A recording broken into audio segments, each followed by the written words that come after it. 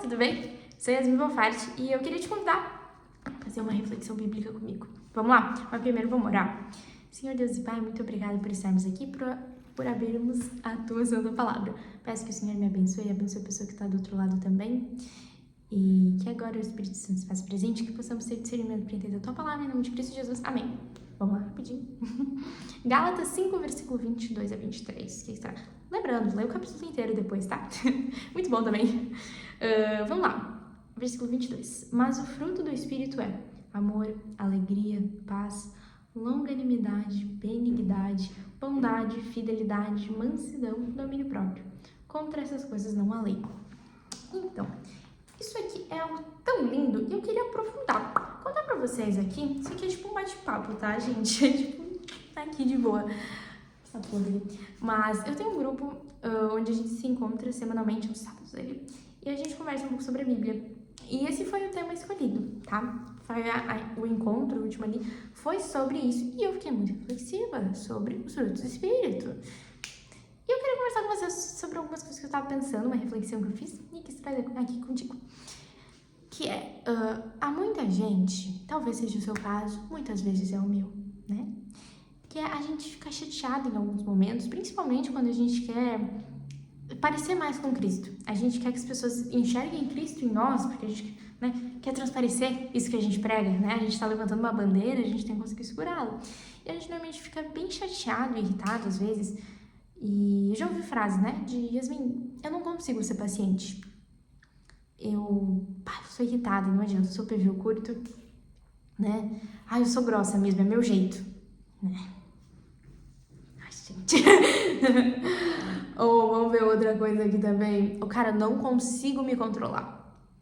É muito comum a gente ver esses comentários. E eu acho triste, porque a gente vê essa tristeza na outra pessoa de sentir que não tem o que fazer, sabe? E às vezes ela queria aquilo e não consegue, outras vezes ela já se acomodou, sinceramente, como a galera do pavio curto aí, né? E aqui a gente tem algo muito diferente quando a gente entra na Bíblia. Ali a gente fala que isso é um fruto do Espírito. E o que é um fruto, né, gente? Um fruto é algo cultivado. Então, não é como algo que simplesmente sempre esteve ali, né? Sim, ou tem ou não tem. Não tem o que fazer pra ter mais, não. A gente sabe, né? Quem aí cuida de planta, deixa eu morrer até minha suculenta, que horror. Mas aqui, ó, tadinha, já tá toda caquética aqui, ó. Mas a gente sabe, a gente tem que cuidar, a gente tem que regar, a gente tem que podar, a gente tem que ter um baita trabalho. É um fruto, é algo que é trabalhado naquilo. E a mesma forma que a gente vê isso, você não vai nascer, meu bem, com atributos.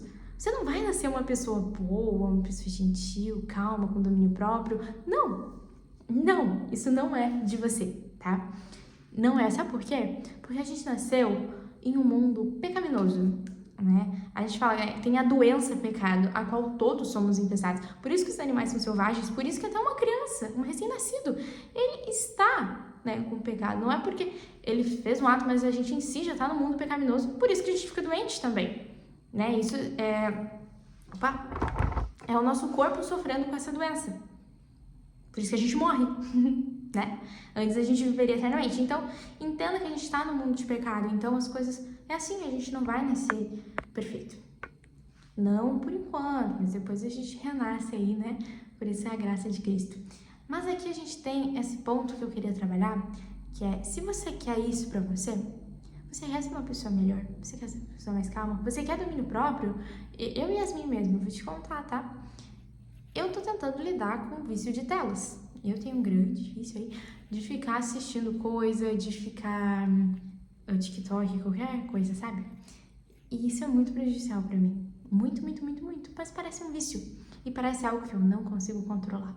E de fato, eu não consigo. Eu e Yasmin não vou conseguir.